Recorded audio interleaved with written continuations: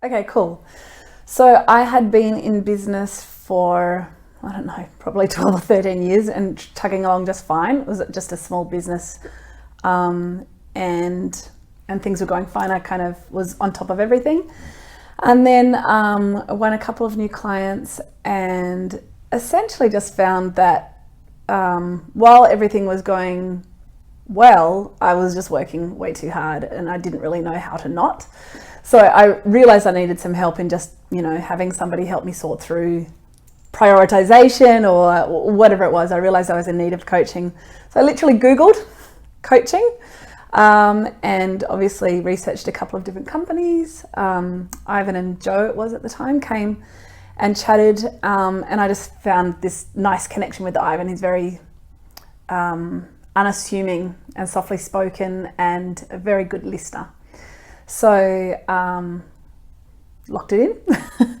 And I think essentially just needed, really more than anything, somebody to talk to, somebody with a lot of experience who could just bring some wisdom, some clarity and some perspective to what was going on.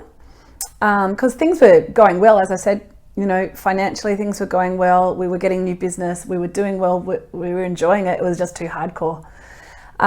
So he really started off by just helping me understand prioritization better and understanding, yes, there will always be too much to do.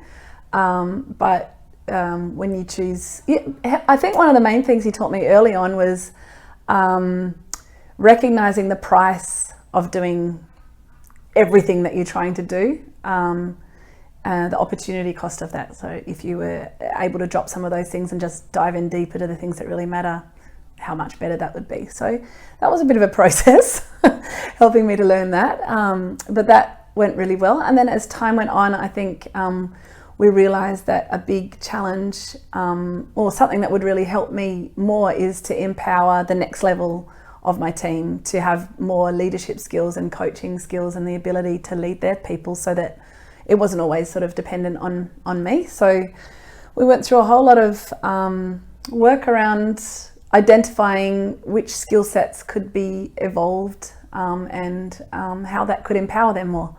And a full scope of activity has gone on. So yeah, he's helped with coaching around leadership. He's helped, as I said, with prioritization. And then in more recent years, we looked at more financials around the business and getting a little bit more structure around that. But for the most part, it's been more the soft and fuzzies and leadership and how you maintain a really positive culture through growth. One of our big assets has always been a strong culture, and I was scared of losing that with a bit of scale. So he was really good at helping me identify what that was and what was important in keeping that and all those sorts of things. And then I think, as with anybody, when you're managing people, just really teaching myself and the team how to approach anything that's a bit tricky. I realized after a while that anything that was a little bit confrontational or sort of not necessarily what I would deem a positive, I would avoid it. So, and again, there's a price to that. So just really giving us tools and teaching us tools that meant that we were, I guess, brave enough to tackle anything that might come up that isn't necessarily all smooth sailing, and realizing that that's just a very natural thing. It's always going to come up, and there's no way of avoiding that. And in fact, quite often that's the path to growth and personal growth, company growth, and deepening of relationships. There's so many positives around that. And so avoiding that, which is what I had previously done, or what we had previously been doing, really kind of had its price of keeping things a little bit shallower and holding people's personal development back. I think one of the things that I've really enjoyed about it is that your coach generally doesn't tell you anything. They just ask the right questions. And I found that very empowering, that often all you need is the opportunity to talk through it with somebody who has the skill to guide the conversation and ask the right questions. And I found it very empowering to see that actually I could come up with a lot of those things myself with the right guidance. So that was surprising. I think that was something that was a little bit surprising. I didn't necessarily foresee that, and I really enjoyed that. And I think the other thing is it's just so nice. Well, I actually really enjoyed speaking to somebody who's not invested in the people or the industry, or is very neutral. Potentially, I even was a little dubious before starting that somebody from outside could be able to advise on that, because I think I probably would have felt that you'd need to know those ins and outs. And it was quite interesting for me to see that actually it's a benefit to not know, because you can be more objective.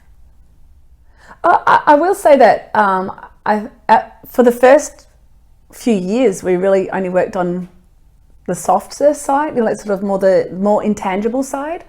And I found it really interesting that when we opened up the financial aspect, or the more sort of, you know, the cut and dry aspects, how powerful his contribution was as well. Because I'd only ever seen sort of those more sort of intangibles. So I think it was really great having somebody who is really solid in all those fundamental business pieces, but equally as proficient and compelling in the way that they can bring across the softer side of business that's so important as well. So I found it very, fascinating actually that somebody can be so good at both. I've told him very many times that I think he's a very beautiful man, but he might get embarrassed if I say that. Sorry, Ivan.